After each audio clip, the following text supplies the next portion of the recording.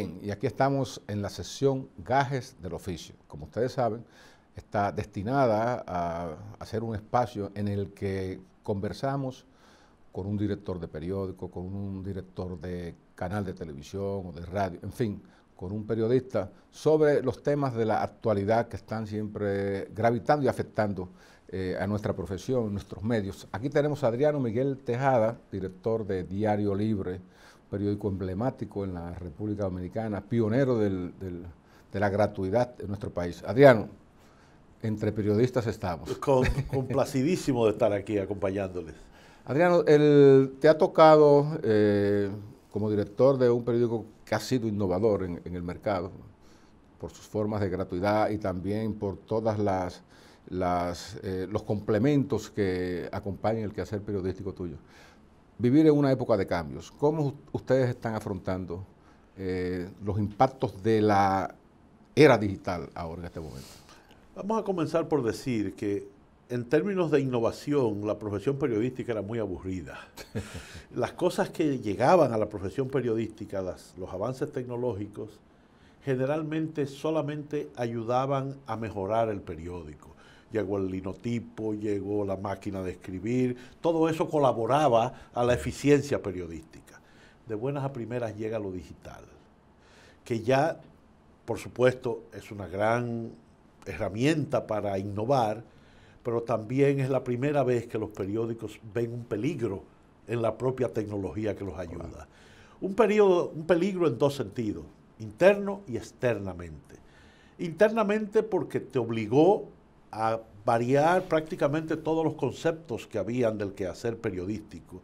Ya el periodista no era solamente el tipo que se sentaba en una máquina de escribir, hacía 2 cuartillas, la pasaba más adelante y alguien se encargaba de todo el resto.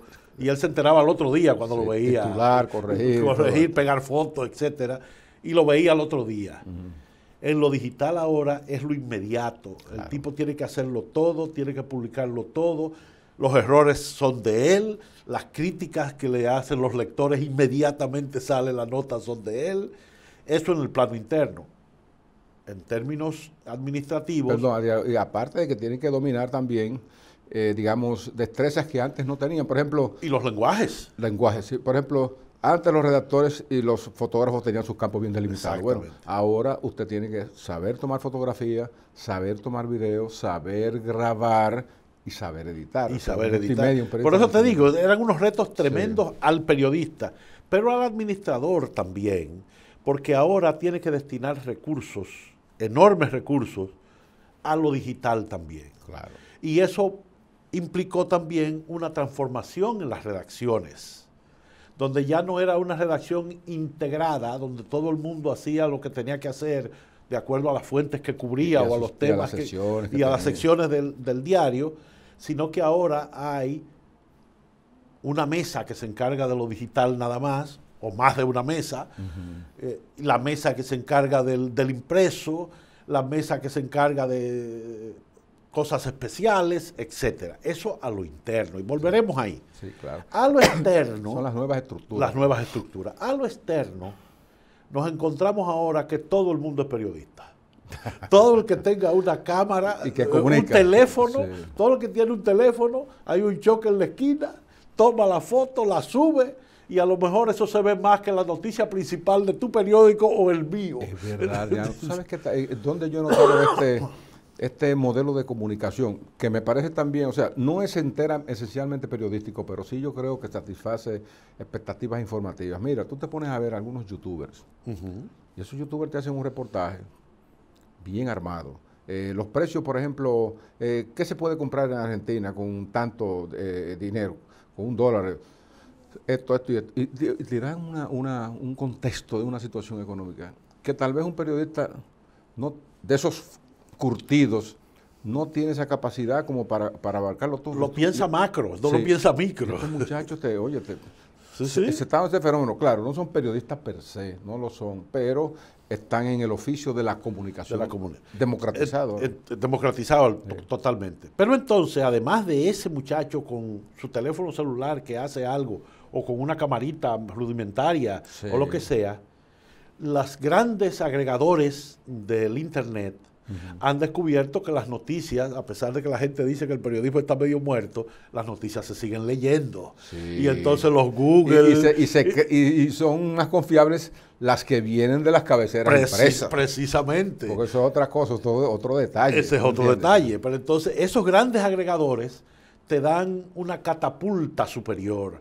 Ya antes, cuando tú hacías el Listín o yo hacía el Diario Libre, lo hacíamos para consumo de un público confinado a un área, llámese la República Dominicana. Muy medido. Ahora el límite es el mundo.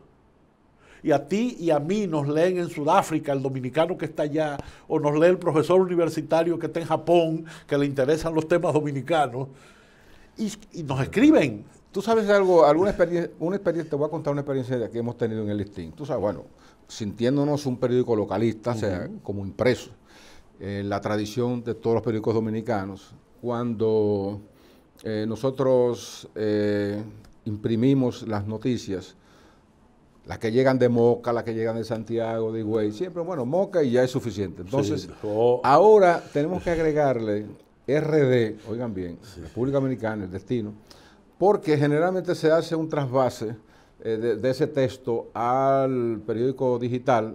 Digo, eso es para un trabajo cómodo, tú trasvasar al digital lo que tú publicas en el impreso. Pero entonces, como tú dices, en el digital se te ve en Japón, en Alemania, entonces si tú le pones Moca, ¿Moca de dónde? Moca de Puerto Rico, Moca de República Dominicana. Moca de dónde. Esas son cosas, detallitos, pero que también te van insertando, Adriano. Y, o sea, uno va mentalizando de que ya este es un ejercicio global, o sea, que tu escenario es global. ¿No? Exactamente. Simplemente el de tu mercado. Entonces, ¿cómo se manejan ustedes con otro aspecto del cambio que para mí ha resultado ser lo más, digamos, lento y trabajoso, que es el cambio de mentalidad? La cultura. A nosotros nos agarró, Adriano, la irrupción, trabajando con gente que tiene muchos años en el periodismo escrito, tradicional, o sea, llevarlo al digital no es fácil. No. Realmente hay un cambio generacional que hay que producir y hay áreas en las cuales nosotros no estamos para eso, ya tienen que tener 20 años. Exacto, sí. Áreas de redes sociales tienen que ser muchachos jóvenes, con chispa, con capacidad. Nativos digitales que nacieron. Nativos digitales. Hay otras áreas más técnicas de edición de video, los que chequean qué es lo que está... Las audiencias. Las audiencias. Los monitores de audiencia. Los monitores de audiencia son gente joven, que tienen la cultura de buscar en la computadora páginas y estar buscando por todos lados. No, y echarse un día buscando, yo no aguanto. yo no aguanto muchas horas pegado mirando numeritos y cosas en una computadora. Entonces, aquí lo que hay que hacer, y lo estamos haciendo prácticamente todos los periódicos dominicanos, es un gran híbrido en mantener aquellos periodistas que dan la tradición, que mantienen, son, digamos, la memoria histórica del periódico, junto con esa nueva camada de jóvenes con nuevas ideas que manejan los nuevos programas que te cambian en 2 meses. A los 2 meses te cambian un algoritmo y es otra cosa. Ahí mismo, sí. Y hay que manejarlo y hay que aprendérselo y todo. Sin embargo, para llamarlo de alguna manera, con los viejos robles del periodismo, se han sabido adaptar a lo necesario. Yo no le voy a pedir a lo elemental. Yo no le voy a pedir a un editor que tiene 30 años conmigo que me aprenda a manejar programas nuevos de computadora. Pero que aprenda a manejar la computadora, que sea consciente de que ahí posiblemente hay más información que la que él podía conseguir en cualquier otro medio, y tener, sí, al lado de él, un par de muchachos jóvenes, graduados de periodismo, con interés de progresar en la profesión, que aporten la otra parte, la parte nueva, la parte novedosa. El componente tecnológico. El componente tecnológico, las ideas frescas. Claro. Porque lo más importante es esto, Miguel. Se dice que estamos perdiendo lectores, los periódicos tradicionales, normalmente entre los jóvenes. Si tú no le das a los jóvenes, si no le hablas en su lenguaje, si no lo pones en la forma en que ellos los ven, los jóvenes ya no leen longanizas largas en los periódicos. Los jóvenes quieren el dato. Claro. el dato y quizás alguna cuestión relevante. Sí, sí. Y más que nada se inclinan también por lo visual. O sea, sin que duda. ese es el miedo que yo tengo, Adrián, de que vayamos en un proceso en el que el texto se deprime y deje de interesar. Bueno, el texto se está deprimiendo desde el momento en que los muchachos ya escriben en otro español. Ya no es el español que nosotros aprendimos, ya la que desapareció, es una Q ahora o una K. Te simplifican todo. Te lo simplifican todo. Claro. Entonces, los lenguajes de lo que tú hablabas. ¿tú quieres manejar eso con la juventud? Bueno, algo tendrás que hacer. Quizás, que me perdonen los de la academia, pero algo va a haber que hacer, porque eso es lo que los jóvenes están leyendo. Claro, no, y fíjate también, hay otra cosa cuando hablamos bueno, no podemos obligar a un editor de mucho tiempo a que se inserte profundamente, se zambulle en el área digital y maneje todo.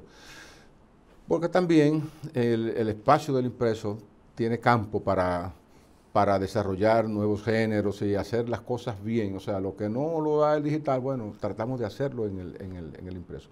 Pero yo te decía, por ejemplo, que la enseñanza de convertir a los periodistas de esa generación en periodistas también un poco modernos, atraviesa por este problema. Fíjate, tú mandas a los reporteros a las fuentes a cubrir noticias y ellos van, te cubren las noticias, pero no están pensando en ningún momento en filmar nada ni en grabar nada para el digital, para hacer transmisiones en el digital. Entonces hay que decir, muchachos, cuando ustedes vayan, hagan ya transmisiones como si ustedes fueran de radio, de televisión, graben, filmen, hagan todo. ¿Por qué? Porque todavía no se han bañado ¿tú me entiendes? De esas particularidades que tiene el mundo digital. Es difícil porque implica otras herramientas para el periodista veterano que no eran de su uso. Tú escribías, conocemos tú y yo, periodistas que escriben muy bien pero no saben hablar. Es verdad. Sí. Entonces, el tipo se sienta en una máquina y te hace un poema. Sí, pero no le pongas un micrófono en la mano porque se inhibe. Pero mira, Adrián, tú sabes que me estaba yo recordando, porque haciendo historias y anécdotas de nuestro pasado, cuando yo comencé, nosotros la única herramienta que teníamos era una libreta. La libreta. Tú ibas con tu bolígrafo y el entrevistado tú ibas tomando todos los datos. Perdón, y los periodistas sabían taquigrafía. Había que aprender taquigrafía. Eso no se enseña ya. Para escribir muy rápido y entender lo que pasaba. Cuando yo me inauguro, pretendiendo ser un taquígrafo, yo hacía como esas recetas médicas y se me iba el bolígrafo y se me iba. Hasta un momento que llegué, pero ¿qué fue lo que yo escribí? Yo ni entiendo lo que escribí. ¿A dónde voy? Bueno, estamos forzados, Adrián, a grabar en la mente. Y yo me recuerdo que cuando daban una rueda de prensa y alguien estaba hablando, yo estaba anotando, pero ya cuando yo iba escribiendo este párrafo, yo me estaba ya almacenando y grabándome el otro. Eso nos permitió a nosotros trabajar sin grabadoras durante mucho tiempo y reproducir de la mente lo que había dicho el individuo, casi exactamente, con mucha fidelidad. Entonces, ahí viene entonces la grabadora. Cuando llega la grabadora... Que Gabriel García Márquez dice que lo peor que le ha pasado al periodismo fue la grabadora. Sí, porque le dejó el 1, 2, 3 probando, lo dejó abierto ahí. Ya. Y no le dio seguimiento a las ideas del individuo, ni las pudo rebatir, ni las pudo ampliar. ¿Me entiendes? Entonces, a partir de ahí han venido, como te digo, una serie de tecnologías. Entonces, ¿con qué tú te encuentras ahora en la redacción? Eso lo vemos tú y yo todos los días. Con una buena batería de muchachos frente a una computadora. Antes no, antes estaban en la calle, aguantando lucha y calor, ¿me entiendes?